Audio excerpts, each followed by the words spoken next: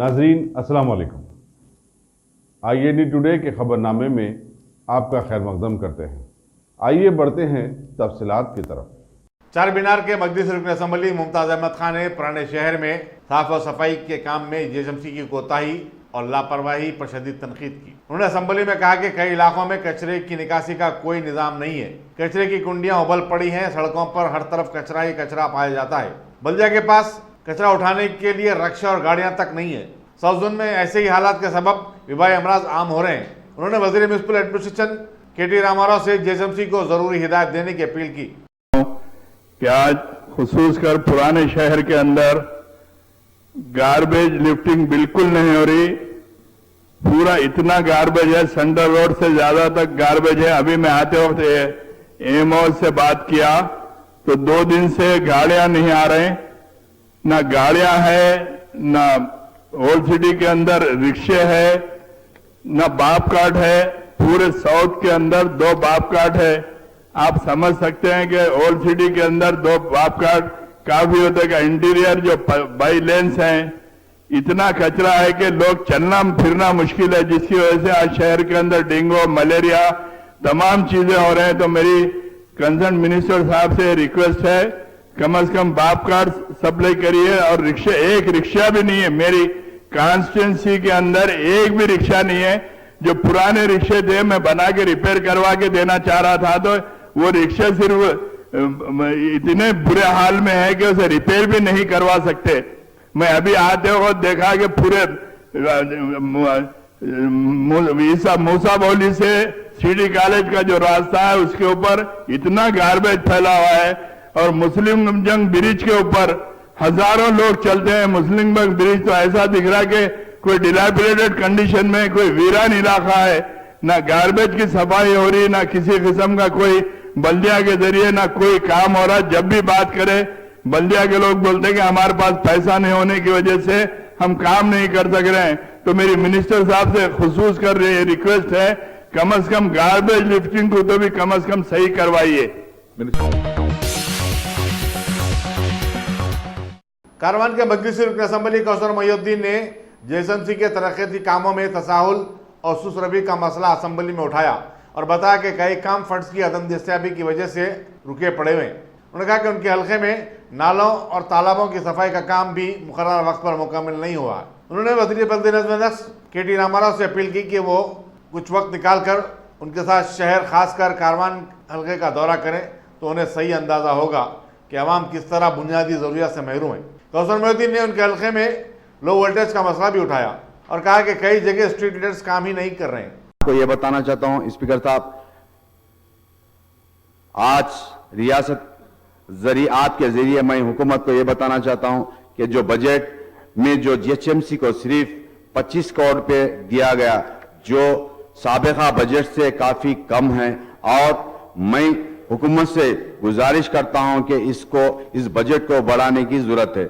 और आपको यह भी बताना चाहता हूं स्पीकर साहब, जो रियासत तेलंगाना के जो बड़े म्युनिसिपल कॉरपोरेशन है, जिसके अंदर जो निजामाबाद, करीमनगर, वरंगल, रामागुंडम, खम्मम को कोई, इस म्युनिसिपल कॉरपोरेशन को कोई बजट नहीं दिया गया।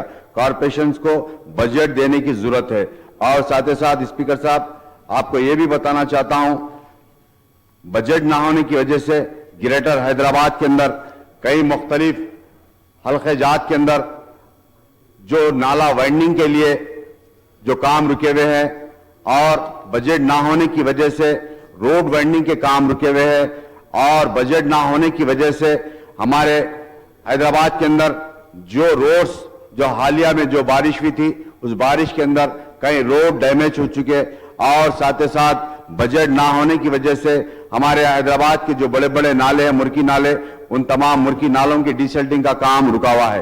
और आपके जरिए मैं हुकूमत से गुजारिश करता हूं कि हमारे हैदराबाद, ग्रेटर हैदराबाद को जो सेंट्रल जोन हो या साउथ जोन हो या ईस्ट जोन हो या नॉर्थ जोन हो, इन तमाम जोन्स को बजट देने की जरूरत है।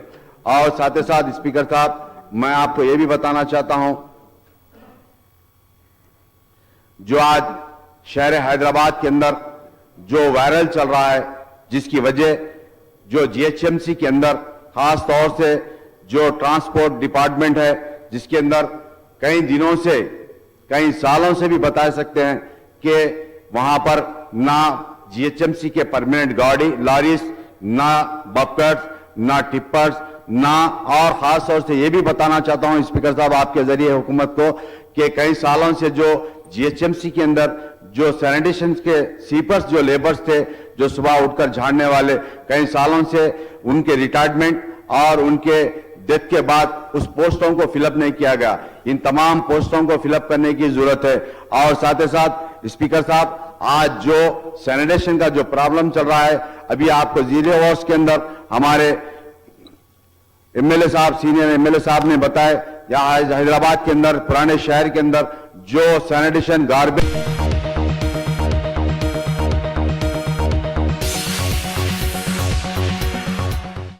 हुक्मरान जमात टीआरएस ने हैदराबाद की आज़ादी की तकरीब अपने पार्टी हेडक्वार्टर्स तेलंगाना भवन में मनाई।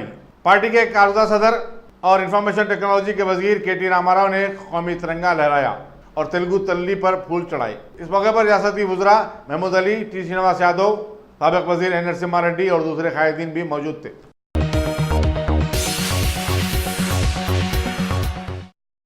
Top selection computers. अगर आप टेक्नोलॉजी के दौर में रहते हुए टेक्नोलॉजी से दूर हैं तो सोचिए मत, आइए एक बार खिदमत का मौका दीजिए। हमारे यहाँ branded computers Dell, HP, Lenovo, laptop accessories उम्दा क्वालिटी निहायत ही वाजबी दाम पर दस्तयाब है।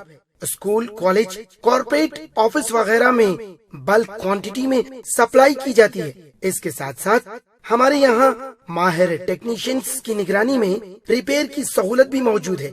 अगर आप अपने घर, दुकान, सोसाइटी, स्कूल वगैरह को सेफ और क्राइम फ्री बनाना चाहते हो तो इंस्टॉल कीजिए सीसीटीवी कैमरा जो HD क्लियरिटी के साथ दस्तयाब है। गुज़िश्ता 10 साल से मुल्क भर में अपनी इन तमाम खिदमात को जारी रखते हुए आपके एतमाद को बरकरार रखने वाला नाम top selection computers, Vijayanagar colony beside Riyan hotel Hyderabad. Director Syed Rashid Ali. Phone 9849715954। Top अगर आपने हमारे चैनल को सब्सक्राइब नहीं किया है तो आपको यहाँ सब्सक्राइब बटन दिख रहा है, उसे क्लिक करिए और सब्सक्राइब कीजिए और साथ ही साथ बेल आइकॉन को भी क्लिक करिएगा जिससे कि आपको ताज़ा अपडेट मिलते रहें।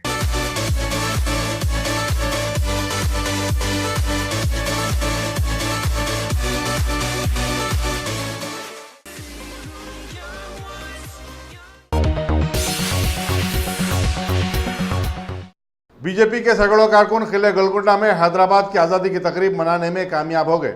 बीजेपी महिला मोर्चा की कन्वीनर अकुला ललिता की क़यादत में सैकड़ों कारकुन ने किले में कौमी तिरंगा लहरा दिया। वाज़ेह है कि हर साल मुल्क की आज़ादी की तकरीब किले में मनाई जाती है, क्योंकि हुकूमत ने हैदराबाद की आज़ादी की तकरीब सरकारी तौर पर मनाने से इनकार कर दिया। बीजेपी की सरकत से सब शजदर रह गए। हैरत की बात है कि पुलिस ने हुकूमत और आर्कियोलॉजी डिपार्टमेंट के बगैर किले गोलकुंडा में घुस आने वालों के खिलाफ कोई मुकदमा दर्ज नहीं किया।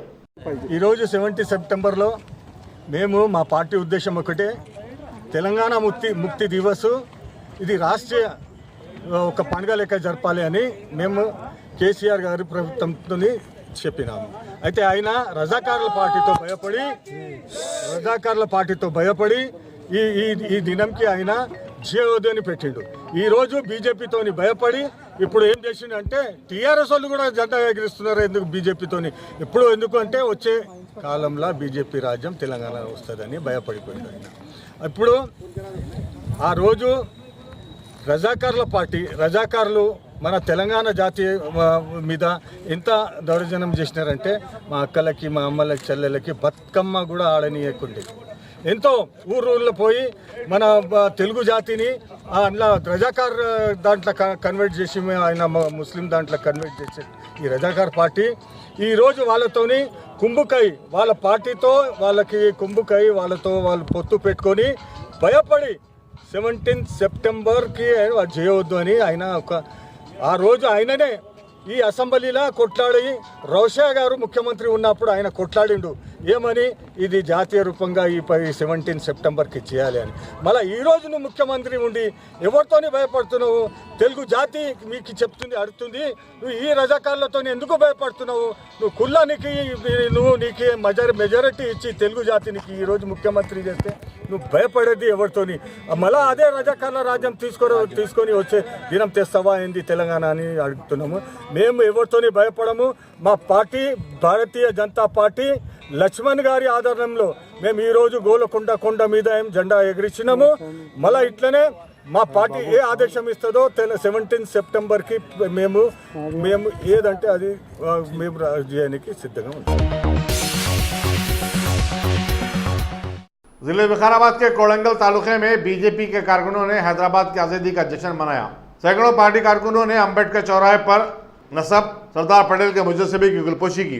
ओबीसी के लीडर शेखर और रवि नायक ने टीआरएस सरकार पर तनकीद की और कहा कि हुकूमत आज़ादी की तकरीब न मनाते हुए हैदराबाद की आज़ादी के लिए जद्दोजहद करने वाले और अपनी जानों की कुर्बानी देने वाले शहीदों की तौहीन कर रही है। కొడంగల్ అసెంబ్లీ నియోజకవర్గమైన కొడంగల్ పట్టణంలో అంబేద్కర్ చౌరస్తా దగ్గర గౌరవనీయులు పెద్దలు కరణరాములు గారు, చంద్రప్ప గారు, మండల అధ్యక్షులు భాస్కర్ గారు, మరి నాతోటి మీ సహచర మిత్రులకు అందరు కూడా నమస్కారాలు. ఈరోజు స్వాతంత్రము మనకు 1947లో వస్తే మనకు స్వాతంత్రము మళ్ళీ ఇక్కడ నిజాం పరిపాలన ఉన్నందువలన మనది గోవా రాష్ట్రము అల్లిగాడు 3 రాలేకపోయినాయి. మరి ప్రియతమ నాయకురాలు గౌరవనీయులు అప్పుడు హోంమంత్రి సర్దార్ వల్లభాయ్ పటేల్ గారు మరి ఈ దేశానికి వచ్చి మన మిలిటరీని దింపి అక్కడ మన హైదరాబాద్ రాజుని లొంగదీసి మన ఉన్న అప్పుడు ఉమ్మడి జిల్లాలో ఎన్ని జిల్లాలు ఉన్నాయో మహారాష్ట్రకు పోయినా, కర్ణాటక పోయినా, తెలంగాణలో ఉన్నా అది వంచి మెడలు వంచి మన తెలంగాణ విముక్తి కల్పించి ఆ రోజు రజాకారులు చేసిన విధిత చేష్టల వలన రజం కాసిం చేసిన మహిళలు మానభంగాలు చేయడము, మహిళలకు హింసించడము, మరి ఆ గడమిన అప్పంపల్లిలో 14 మందిని ఊచకోత కోయడము, మరి ఇవన్నీ జరిగినాయి మన జిల్లాలోనే. పూర్వ జిల్లాలో గడమిన అప్పంపల్లిలో చాలా మంది 18 మందిని ఊతకోత కోసిండ్రు. ఎవరు కోసిండ్రు? రజాకారులు. మరి ఆ రోజు ఇవన్నీ అక్కడ ఉన్న హోంమంత్రి దృష్టికి ఇక్కడ తెలంగాణ ప్రజలు అప్పుడు టీవీలు లేవు, రేడియోలు లేవు, పత్రికలు లేవు, ఖాళీ పేపర్ మీద రాస్తే అక్కడ ఉన్న హిందూ ప్రజలందరూ కూడా ఈ విధంగా మతంతో రజం కాసిం వెళ్తున్నాడు కాబట్టి దీన్ని సవరించాలనే ఉద్దేశంతో ప్రజలంతా కోరిగితే అప్పుడున్న భారతదేశంలో ఉన్న మన డిప్యూటీ ప్రైమ్ మినిస్టర్ అయినటువంటి హోమ్ మినిస్టర్ అయినటువంటి ఉప్పు మనిషి పెద్దలు సర్దార్ వల్లభాయ్ పటేల్ రాజు హైదరాబాద్ సైన్యంపై దాడి చేసి మనకు విముక్తి కలిసిండ్రు.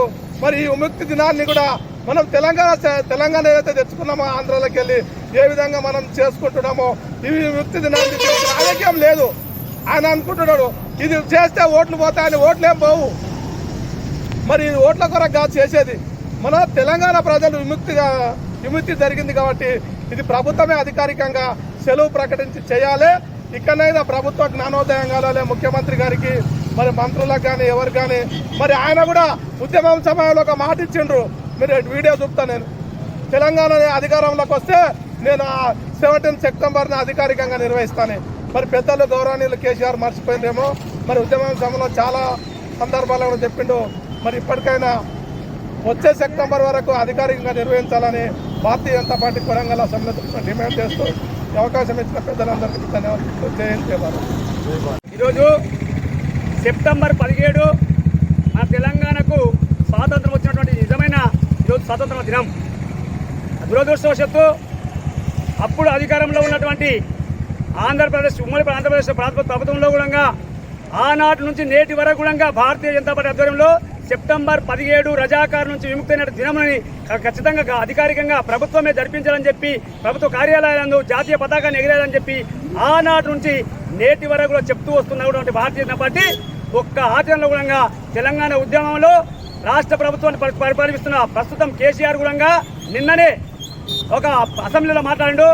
నేను ప్రభుత్వానికి విజ్ఞప్తి చేస్తున్నా, సెప్టెంబర్ 17 తెలంగాణ విమోచన దినం ఎందుకు జరపకూడదు అనేది దానికి క్లారిటీ అని చెప్పి రాష్ట్ర ప్రభుత్వాన్ని మేము తీవ్రంగా హెచ్చరిస్తున్నాం. ఎందుకంటే ఆ యొక్క రజాకారుల నుంచి విముక్తి అయ్యి స్వాతంత్రం వచ్చినటువంటి దినాన్ని ఈరోజు మనం జరుపుకోవడంలో అభ్యంతరం ఏమిటి అని చెప్పి భారతీయ జనతా పార్టీ కొడంగల్ నియోజకవర్గం నుంచి నేను ప్రశ్నిస్తున్నా. ఎందుకంటే ఒక్కసారి తెలంగాణ ప్రభుత్వంలో ఉన్నటువంటి తెలంగాణ రాష్ట్రంలో ఉన్నటువంటి ప్రతి పౌరుడు ఒక్కసారి ఆలోచించాలి. ఎందుకంటే ఆత్మ గౌరవంగా ఈరోజు మనకు ఆత్మ గౌరవంగా ఈరోజు స్వతంత్రం వచ్చింది. ఈరోజు ఎవరే కానీ నిజాం నిరంకుశ పాలనకు వ్యతిరేకంగా పరిపాలన కొనసాగిస్తున్నటువంటి కేసీఆర్ ని గద్దె దించవలసిన అవసరం ఆసన్నమైందని చెప్పి భారతీయ జనతా పార్టీ తీవ్రంగా హెచ్చరిస్తుంది. అదేవిధంగా నేను అడుగుతున్నా, టీఆర్ఎస్ నాయకులు అడుగుతున్నా, కాంగ్రెస్ నాయకులు అడుగుతున్నా, ఇతర పార్టీల నాయకులు అడుగుతున్నా, ఈ రోజు తెలంగాణ పార్టీ విమోచన దినము ఆవిర్భావ దినాను ఎందుకు జరుపుతలేదు? ఒక్కసారి ఆ యొక్క ప్రభుత్వంలో చలామణి అవుతున్నటువంటి ఎంపీటీసీ మొదలుకొని, సర్పంచ్ మొదలుకొని, జెడ్పీసీ మొదలుకొని, ఎంపీ మొదలుకొని, ఎమ్మెల్యే మొదలుకొని రాష్ట్ర ముఖ్యమంత్రి వరకు నేను ప్రశ్నిస్తున్నా. ఒక్కసారి ఆత్మపరిశీలన చేసుకోవాల్సిందిగా ప్రభుత్వాన్ని విజ్ఞప్తి చేస్తున్నా. రాబోయే కాలంలో ఇదే నిన్ననే కేసీఆర్ గారు అన్నారు, అయ్యా సెప్టెంబర్ 17 జరపొద్దు, ఎందుకు మన తెలంగాణ మనకు వచ్చింది. అయ్యా తెలంగాణ ఎట్లా వచ్చింది? పోరాడుతూ వచ్చింది, తెచ్చుకున్నాం. నిజమైన తెలంగాణ రాలేదు. ఈరోజు దొంగలు అవుతున్నారు. దొంగల్లో కేంద్ర కేబినెట్ లో ఉన్నటువంటి రాష్ట్రంలో దుస్థితి ఈ యొక్క ఏర్పడింది. కాబట్టి ఆ దుస్థితి వ్యతిరేకంగా మరో ఉద్యమం తెలంగాణ ఉద్యమం తయారవుతుందని చెప్పి మేము పత్రికాముఖంగా ఎలక్ట్రానిక్ మీడియా తెలుపుతున్నా. అదేవిధంగా భారతీయ జనతా పార్టీ తెలియజేస్తుంది విజ్ఞప్తి ఎలక్ట్రానిక్ మీడియా కూడా పత్రికా మిత్రులకు, పోలీసు మిత్రులకు, ప్రజలకు అందరికీ విజ్ఞప్తి చేస్తున్నా. నేను 2 ఉదాహరణలు చెప్తా. ఎందుకంటే చిన్నగా ఈ భారతీయ జనతా మన జాతీయ జెండాని ఈ అంబేద్కర్ చౌరస్తాలో ఎగరవేసిన ఈ శుభ సందర్భంలో మీకు 2 విషయాలు చెప్తాను. ఈరోజు మాకు విదేశీయుల పరిపాలన నుండి, భారతదేశానికి విదేశీయుల పరిపాలన నుండి 1947 15 ఆగస్టు నాడు స్వాతంత్రం దొరికింది. భారతదేశానికి మొత్తం స్వాతంత్రం దొరికింది 15 ఆగస్టు 47. కానీ మన దురదృష్టవశాన మన తెలంగాణకు ఆ నిజాం సర్కారు, ఆ రజాకారులు ఏం చేసిరంటే ఆ తెలంగాణని మనకు స్వాతంత్రం ఇవ్వలేదు. ఎప్పుడు 48 సెప్టెంబర్ 17 నాడు, అంటే ఇదే దినం నాడు మాకు సర్దార్ వల్లభాయ్ పటేల్ ద్వారా ఈ 13 నెలల 2 దినాలు, అంటే ఇప్పుడు చూడు స్వాతంత్రానికి ఈ యొక్క మా స్వాతంత్ర తెలంగాణ విమోచనానికి ఎంత 1 సంవత్సరం 13 నెలలు 2 దినాలు సరిగ్గా ఈనాటికి అంతవరకు కూడా ఇప్పుడు జరుపుకొని ఎన్నో రోజులు మన ఇంతకు ముందు నిజాం స్టేట్ లోపల 16 జిల్లాలు, ఓకే చాలా మటుకు తెలుసు అందరికీ. 16 జిల్లాల్లో ఈ 5 జిల్లాలు ఈ యొక్క మహారాష్ట్రకు, 3 జిల్లాలు కర్ణాటకలో పోయినాయి. కానీ ఇప్పటికీ దురదృష్టవశాత్తు మనం తెలంగాణ ప్రజలు కొంచెం నిత్యం వంచుకోవాలి, చిక్కుచలం రావాలి ఒకరి. అంటే మహారాష్ట్రలో ఉన్న 5 జిల్లాలు, కర్ణాటకలో ఉన్న 3 జిల్లాలు, హైదరాబాద్ స్టేట్లో ఉన్నాయని అది ఇప్పుడు ఈ యొక్క హైదరాబాద్ సెప్టెంబర్ 17 దినోత్సవం, విమోచన దినోత్సవం జరుపుకుంటున్నాయి. మేము ఈరోజు భారతదేశంలో కలిసినామని చెప్పి వాళ్ళు సంతోషంగా ఉంటే, మా తెలంగాణలో మాత్రము ఈ ఉమ్మడి ప్రభుత్వం ఉన్నందుకు ఈ యొక్క ఈ రాజ్యాన్ని మన అందరినీ తెలంగాణ ప్రజల్ని 4 కోట్ల తెలంగాణ ప్రజల్ని ఎర్రలని చేసినట్టు ఇప్పుడు కేసీఆర్కి ఏం కావాలి? మజ్లిస్ ఓట్లు రావాలి. మజ్లిస్ ఓట్లు రావాలంటే ఈరోజు 17 సెప్టెంబర్ని జరపాలి. 17 జరపకుండా ఆ యొక్క మజ్లిస్ ఎంఐఎం కొద్దుల ఈ కేసీఆర్ జాగ్రత్త. ఈ సంవత్సరము ముందు వచ్చే సంవత్సరం లోపల అధికారికంగా నీవే రాష్ట్ర అధికారికంగా తప్పకుండా ఈ తెలంగాణ విమోచన దినాన్ని 17 సెప్టెంబర్ని తప్పకుండా అక్కడ నిర్వహిస్తామని చెప్పి. शिवरामपल्ली में मरकजी हुकूमत की तरफ से चलाए जाने वाले केंद्रीय विद्यालय में तुलबा से टॉयलेट साफ करवाया जा रहा है। सामाजिक कारकुन और बच्चों की भलाई के लिए काम करने वाले अछूता राव ने कमिश्नर लेबर केवीएल संगानाथन से इस सिलसिले में शिकायत की और बच्चों से मजदूरी का काम करने वाले केंद्रीय विद्यालय के इंतजामिया के खिलाफ कार्रवाई का मुतालबा किया। उन्होंने कहा कि स्कूलों में टॉयलेट साफ करना बच्चों का काम नहीं है। साफ सफाई के लिए क्लास 4 एम्प्लॉयज का तकर्रुर किया जाना चाहिए।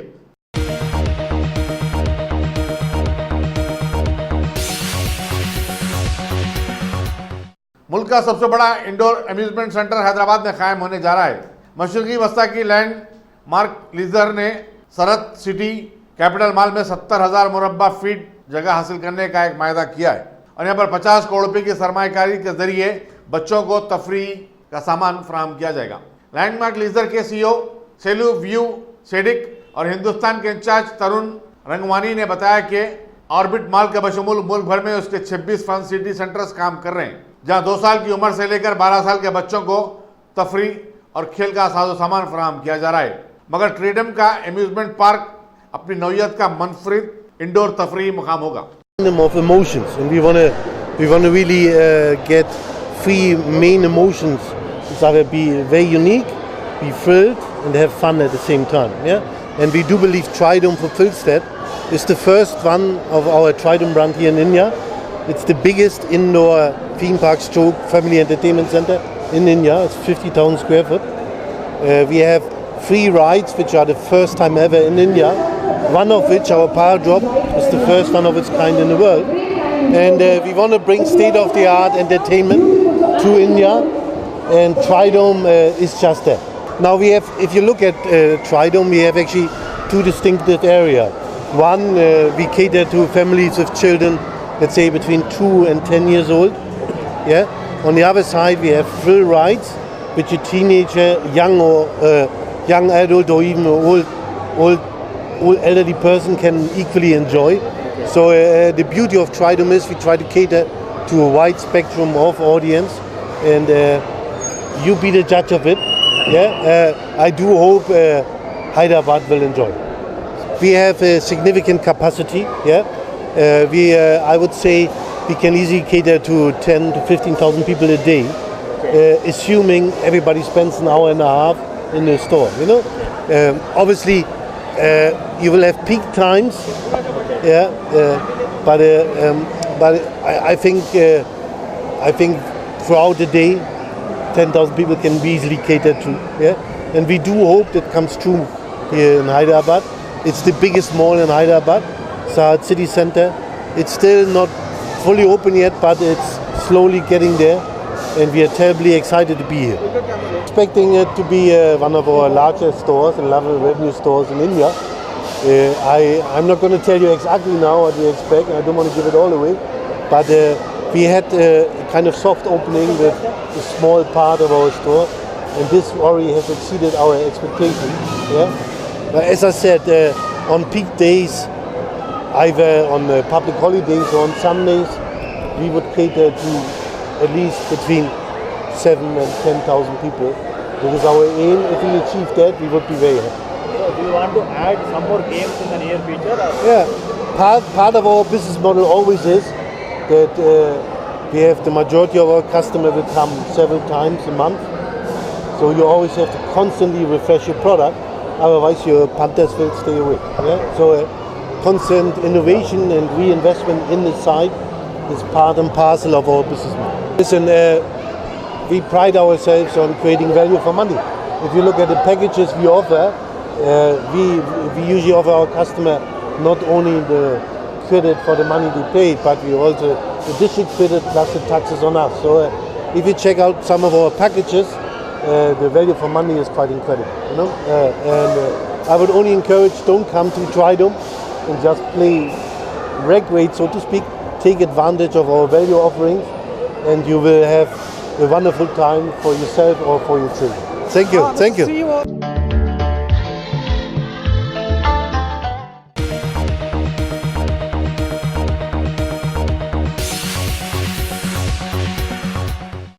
वज़ीर-ए-आज़म नरेंद्र मोदी ने साबिक़ मरकज़ी वज़ीर दाखिला सरदार वल्लभ भाई पटेल की दानिशमंदी की ज़बरदस्त तारीफ की और कहा कि जम्मू कश्मीर से मुताल्लिक़ बीजेपी ज़ेर क़यादत हुकूमत का फैसला सरदार पटेल की ख्वाहिशात की तर्जुमानी करता है।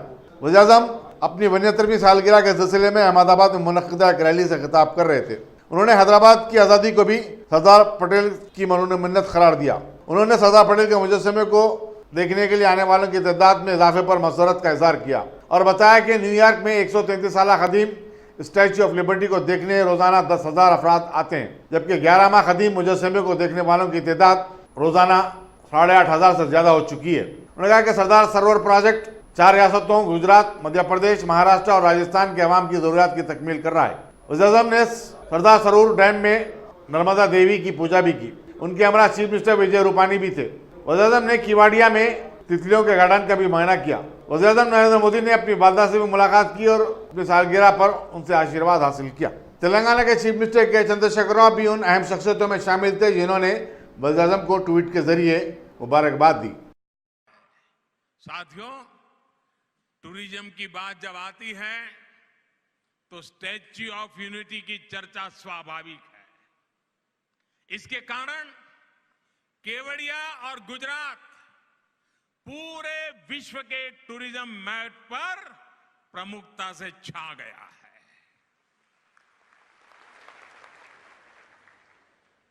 अभी इसका लोकार्पण हुए सिर्फ 11 महीने हुए, 1 साल भी नहीं हुआ है, लेकिन 11 महीनों में 23 लाख से अधिक पर्यटक, देश और दुनिया के पर्यटक हमारे सरदार पटेल का स्टैच्यू ऑफ यूनिटी देखने के लिए आए हैं। हर दिन एवरेज औसतन 8,500 टूरिस्ट यहां आते हैं। मुझे बताया गया कि पिछले महीने जन्माष्टमी के दिन तो रिकॉर्ड 34,000 से अधिक पर्यटक यहां इस धरती पर पहुंचे थे। यह कितनी बड़ी उपलब्धि है, इसका अनुमान आप इसी बात से लगा सकते हैं कि अमेरिका के स्टैच्यू ऑफ लिबर्टी को देखने एवरेज औसतन 10,000 लोग प्रतिदिन डेली पहुंचते हैं। 10,000, जबकि स्टैच्यू ऑफ लिबर्टी को 133 साल हो चुके हैं और स्टैच्यू ऑफ यूनिटी को सिर्फ 11 महीने और डेली 8,500 लोगों का आना। 11 महीने में 23 लाख लोगों का आना, ये अपने आप में बड़ा अजूबा है। भाइयों और बहनों, स्टैच्यू ऑफ यूनिटी आज यहां के आदिवासी बहन भाइयों और युवा साथियों के लिए रोजगार का एक नया माध्यम भी बनती जा रही है। आने वाले समय में जब यहां के रास्ते, यहां टूरिज्म से जुड़े दूसरे प्रोजेक्ट कंप्लीट हो जाएंगे तो रोजगार के अवसर और अधिक बढ़ जाएंगे। आज मैं पूरा समय जो नए प्रोजेक्ट हो रहे हैं उसको देखने गया था। यहां आने में मुझे देरी इसलिए हुई कि मुझे देखते देखते, और मेरे लिए तो जरा ट्रैफिक भी नहीं था, तेज जा रहा था, तो भी 4 घंटे लग गए और अभी भी मैं पूरा देख नहीं पाया हूं। यानी इतना बड़ा व्यापक रूप से काम। ये भविष्य में टूरिस्ट यहां आएंगे, 2-2, 4-4 दिन रहने के लिए उनका मन कर जाएगा। यहां सब्जी, फल, फूल, दूध, उसके उत्पादन करने वाले आदिवासी साथियों को बहुत बड़ा मार्केट यही उपलब्ध होने वाला है। हमें बस एक ध्यान रखना है, इस क्षेत्र को प्लास्टिक से बचाना है। सिंगल यूज प्लास्टिक से मुक्ति के लिए पूरा देश प्रयास कर रहा है। मुझे जानकारी है कि आप सभी स्वच्छता ही सेवा अभियान के तहत इस काम में जुटे हुए हैं, लेकिन हमारा, और ये हम ना भूले, हमारा जल, हमारा जंगल और हमारी जमीन प्लास्टिक से मुक्त रहे, इसके लिए हमारी कोशिशें और तेज होनी चाहिए।